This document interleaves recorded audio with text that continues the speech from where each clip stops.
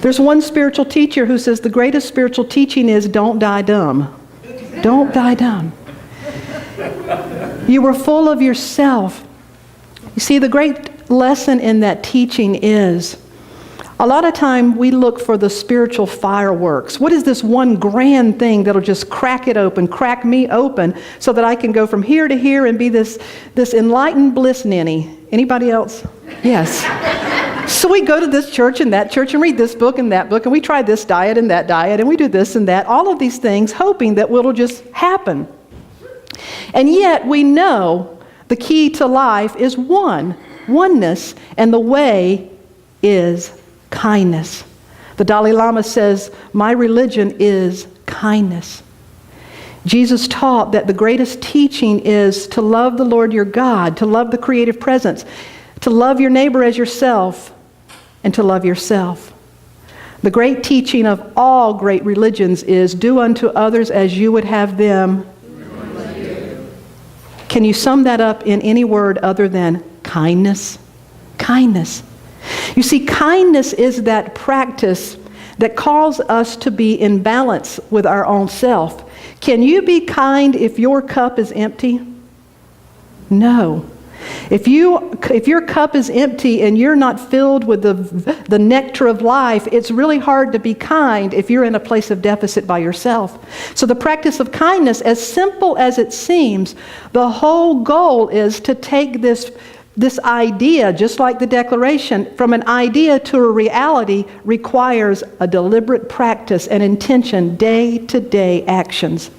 And so sometimes we look for the grand fireworks to be it when the fireworks are a result of our being present to it, of our living it. Spiritual fireworks happen, those moment-by-moment practices of kindness.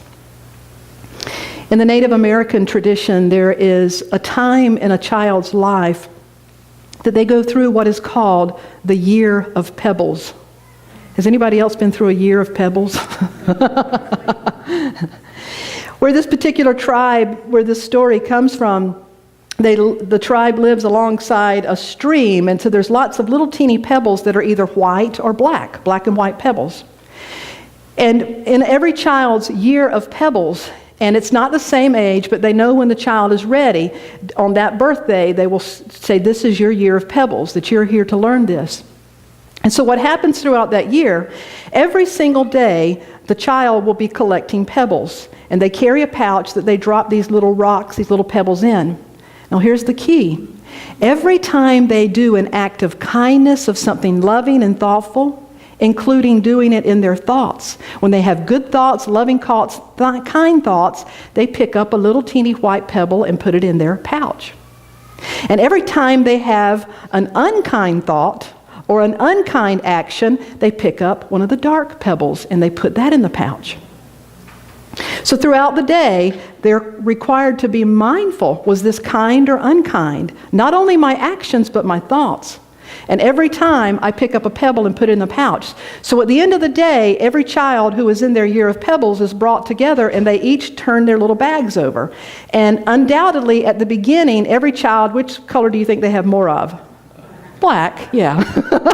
If you collected pebbles all day, you don't have to raise your hand. What do you think you'd come up with? Hello? Especially we're talking about thoughts here. So the children, without the teachers, the adults don't really tell them. They let them discover this. So at first the children get really frustrated because they've got a bunch of black pebbles and a few white ones. So at first they begin to try to figure out how to not have black pebbles. And so we know in Unity that whatever we focus on, we what? Expand. So if you go around trying to not do something, what do? You do more of it. That's just like being on a diet. We do diets backwards. We focus on what can I not eat. Are you hungry all the time? Yes. You want everything you're not supposed to have. So the children are trying not to do bad things, but they still do what they consider bad things, so they still have lots of black rocks. But they always have a few white ones. So eventually something finally shifts, and the child realizes, okay, today I'm going to focus, let me think about how many white pebbles I can collect. And so they start their day. Thank you for my breakfast, Mother. They're kind in their thoughts. They start their day with the intention of being kind and of doing things that are kind. Because it's real easy, if I just deliberately do something kind, I get a white pebble. And little by little, what happens is they have more white than dark. Now the goal is, at the end of the year, the child will already have learned the way that I gather unto myself those things that are kind and loving is to have that be the focus of my life.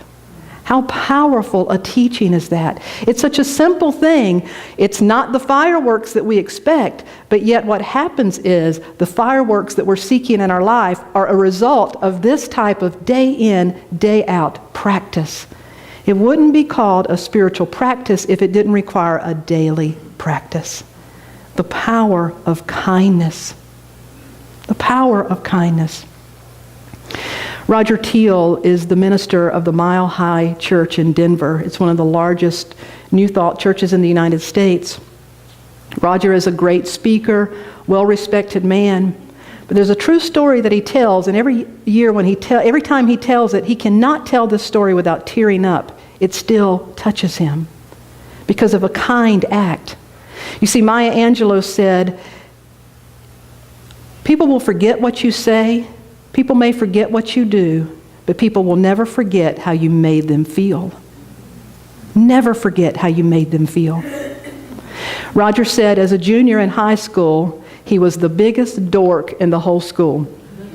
Pimply-faced, awkward, couldn't put a sentence together in the presence of anybody without just crumbling.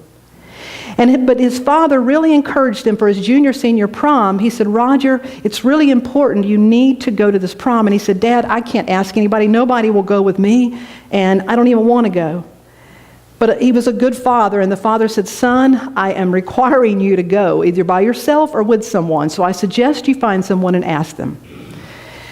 So one day at school, he said he was by his locker, and he had noticed this girl a couple of lockers down, and he finally got the courage, and he went and he said, you probably wouldn't want to, but would you want to go to the prom with me? She said, yes. He said, you would? Oh, no. I said, okay, I'll call you and tell you what I'm supposed to do. And he went home and he told his dad, I asked a girl and she's going to go. So his father said, great. So his father said, you'll have reservations at this nice restaurant that, you know, those restaurants that turn real slow. They've got the whole 360 view. He lined up everything for Roger. He said, call her and see if she wants to wear a flower on her dress or one on her wrist. So he called the girl and told her the plans, and he said, by the way, do you want to wear a flower on your wrist or on your dress? And she said, well, I'm wearing spaghetti straps. He thought, I'm taking a girl out who's wearing spaghetti straps. Oh my God. So he got her the wrist corsage, and the night comes, and they get picked up, and they drive to the restaurant. And this is a true story. They're up in the top of this restaurant. They're seated, and he's all dressed, and she's dressed, and they order, and he orders a steak, and she orders prawns. The meal is put down in front of them. And just as they start to get ready to eat, he starts to cut his steak, and he stumbled somehow, and the steak flew out of the plate, across her head, slightly brushing her hair, and flopped on the floor behind her. Just like that, a waiter swooped down, picked it up, ran over, and said, sir, I am so sorry. I cannot believe we gave you the wrong plate.